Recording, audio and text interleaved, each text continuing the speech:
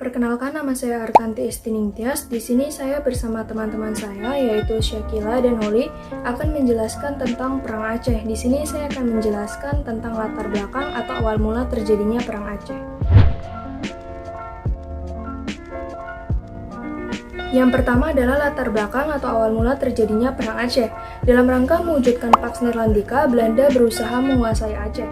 Pax Neerlandica adalah moto Belanda yang ingin menguasai wilayah Nusantara termasuk Pulau Aceh, serta membebaskan dari segala pengaruh dan juga intervensi negara-negara lain seperti Inggris, Prancis, dan Amerika Serikat. Hal ini dilakukan demi kepentingan ekonomi. Belanda tidak mau kalau ada pesaing lain yang mengganggu kebijakan monopolinya di wilayah Nusantara termasuk Aceh. Selain itu juga Pax Neerlandica mempunyai tujuan lain, yaitu untuk memperluas akses luas-luasnya bagi para pengusaha-pengusaha swasta yang ingin melakukan kegiatan ekonomi di Indonesia, khususnya di bidang pertambangan dan juga perkebunan. Aceh berkembang menjadi sebuah kekuatan politik dan perdagangan sejak tahun 1820-an. Aceh memiliki kedudukan yang strategis secara ekonomi dan menjadikannya sebagai pusat perdagangan. Selain itu juga Aceh memiliki sumber daya alam seperti lada, hasil tambang, dan juga hasil hutan. Aceh merupakan penghasil lebih dari separuh penghasilan lada yang ada di dunia. Belanda sangat berambisi menguasai Aceh karena dengan menguasai Aceh, Belanda dapat menguasai perdagangan di kawasan Asia Tenggara. Pada tahun 1880-an, motivasi Belanda untuk menguasai Aceh semakin bertambah karena Belanda ingin menguasai sumber daya alam lain milik Aceh, yaitu minyak khususnya yang berada di wilayah utara Aceh. Di sisi lain, rakyat Aceh dan para sultan tetap ingin mempertahankan kedaulatannya di Aceh. Sesuai dengan isi Traktat London tahun 1824 yang mengatakan bahwasanya daerah Aceh merupakan daerah yang merdeka, sehingga baik Inggris maupun Belanda dapat melakukan perdagangan secara bebas dan bertugas menjaga kedaulatan Aceh.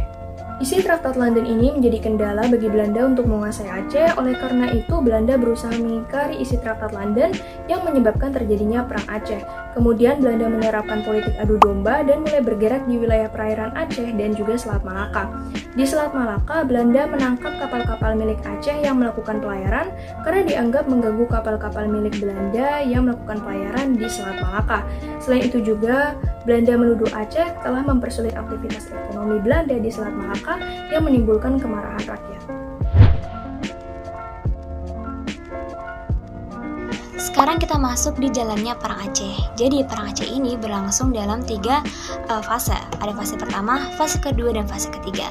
Pada fase pertama ini terjadi pada tahun 1873 sampai 1884. Tepatnya pada 26 Maret 1873, Belanda dipimpin oleh Jenderal Kohler melakukan serangan terhadap rakyat Aceh.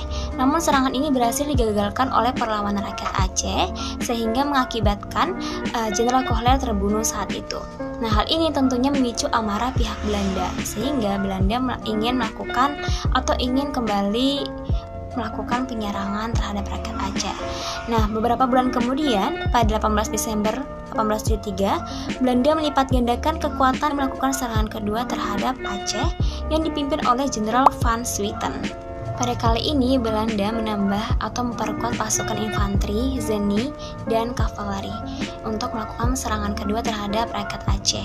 Tentunya mereka pasti menggunakan senjata yang lebih canggih dibandingkan dibandingkan pihak rakyat Aceh yang hanya menggunakan senjata tradisional, mungkin seperti bambu runcing. Namun berkat kegigihan pasukan Aceh untuk melakukan perlawanan, akhirnya mereka berhasil mendesak pasukan Belanda dan membuat Belanda mengalami kegagalan. Seperti itu. Sekarang kita masuk ke fase yang kedua yang terjadi pada tahun 1884 sampai 1896. Pada saat ini Belanda menggunakan siasat konsentrasi Stelsel untuk menghadapi rakyat Aceh. Mungkin teman-teman pada mikir, konsentrasi Stelsel itu apa? Nah, konsentrasi Stelsel ini adalah strategi untuk memusatkan perhatian dan kekuasaan pertahanan di wilayah yang telah dikuasainya. Akan tetapi siasat ini dinilai belum efektif. Nah, kemudian untuk rakyat Aceh, mereka melancarkan perang gerilya yang dipimpin oleh Tengku Umar. Nah, dalam pimpinannya beliau ini, pasukan Aceh ini mengalami kemajuan. Dalam perkembangannya, Tengku Umar berpura-pura menyerah kepada Belanda. Nah, setelah mendapatkan senjata dan uang yang cukup, beliau kembali bergabung dengan rakyat Aceh yang dipimpin oleh Cut Nyak Dien. Jadi ini termasuk salah satu siasat beliau untuk mendapatkan senjata dan mendapatkan uang. Nah, sehingga ketika beliau sudah mendapatkan itu semua, beliau kembali ke pasukannya yang pada saat itu dipimpin oleh Cut Nyak Dien. Kemudian pasukan Aceh yang dipimpin oleh Tengku Umar dan Cut Nyak Dien semakin kuat dengan adanya penerapan siasat perang gerilya. Nah, dalam perkembangannya, pasukan Aceh melakukan perampasan senjata milik pasukan Belanda dengan menggunakan siasat-siasat yang mereka atur atau yang mereka lakukan. Untuk mengakhiri perang, akhirnya pihak Belanda menerapkan strategi dengan mendatangkan tokoh yang menguasai agama Islam bernama Snoek Harkronje ke Aceh yang bertugas untuk menyelidiki adat istiadat dan sosial budaya masyarakat Aceh. Dan di mana kemudian Snoek memberikan beberapa saran, yang diantaranya: yang pertama, pasukan Aceh tidak menghiraukan sultan karena sultan tidak berkuasa. Yang kedua, pasukan Belanda harus mengadakan perang dengan gerak cepat sehingga pasukan Aceh mengalami kesulitan mencari perlindungan. Yang ketiga, pasukan Belanda sebaiknya tidak menawarkan perundingan karena perundingan tidak akan diterima oleh pasukan Aceh. Yang keempat, pasukan Belanda harus memerangi golongan agama karena golongan ini sangat berpengaruh. Yang kelima, pasukan Belanda menggunakan siasat untuk kemakmuran rakyat. Jadi itu merupakan saran yang diberikan oleh Snoek kepada pihak Belanda. Nah, sekarang kita masuk ke fase ketiga atau fase terakhir yang terjadi pada tahun 1896 sampai 1904. Pada saat ini, Belanda menerapkan taktik yang disarankan oleh Snoek Harkronje yang tadi saya sudah sebutkan ada 5. Pada saat ini, Belanda berhasil mencerai-beraikan para pemimpin perlawanan. Salah satunya ada Tengku Umar yang kemudian akan bergerak ke Aceh bagian barat dan Panglima Polim bergerak di Aceh bagian timur. Di Aceh bagian barat, Tengku Umar ini mempersiapkan pasukannya untuk melakukan penyerangan secara besar-besaran kepada pihak Belanda. Akan tetapi persiapan tersebut diketahui oleh Belanda sehingga Belanda menyerang benteng pertahanan Tengku Umar dan mengakibatkan Tengku Umar gugur pada tahun 1899. Sementara itu, Panglima Polim akhirnya menyerah kepada Belanda pada tahun 1903.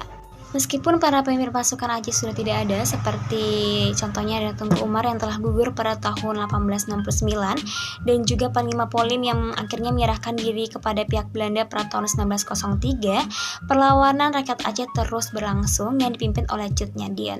Jadi Cut Nyak Dien ini terus mengobarkan gerilya untuk melawan Belanda. Meskipun demikian, pada tahun 1906, pos pertahanan Cut Nyak Dien berhasil dikepung oleh tentara Belanda yang mengakibatkan Cut Nyak Dien ini berhasil ditangkap dan berakhirlah masa atau fase ketiga jalannya perang Aceh. Perkenalkan, nama saya Holly Linggi. Di sini saya akan menjelaskan bagian yang ketiga, yaitu akhir perang Aceh. Pada tahun 1903, menyerahlah Sultan Sigli dan Panglima Polim di Lo Seumawe. Dalam waktu yang singkat, Belanda merasa telah berhasil menguasai Aceh. Para pemimpin tinggi Aceh yang telah menyerah itu diharuskan menandatangani plakat Aceh, yang kemudian plakat ini dikenal dengan nama plakat pendek atau Korte Verklaring, di mana kerajaan-kerajaan kecil terikat oleh perjanjian ini. Kerajaan-kerajaan kecil itu tunduk pada Belanda dan seluruh kedudukan politik diatur oleh Belanda. Sehingga masing-masing kerajaan diharuskan untuk mengakui daerahnya sebagai bagian dari kekuasaan Belanda. Selain itu, isi dari plakat pendek tersebut adalah: yang pertama, kedaulatan Belanda harus diakui. Yang kedua, tak akan mengadakan hubungan dengan luar negeri. Yang ketiga, patuh akan perintah-perintah Belanda. Walaupun plakat ini isinya pendek, tetapi plakat ini mengandung makna yang sangat dalam, yaitu penyerahan total kepada Belanda.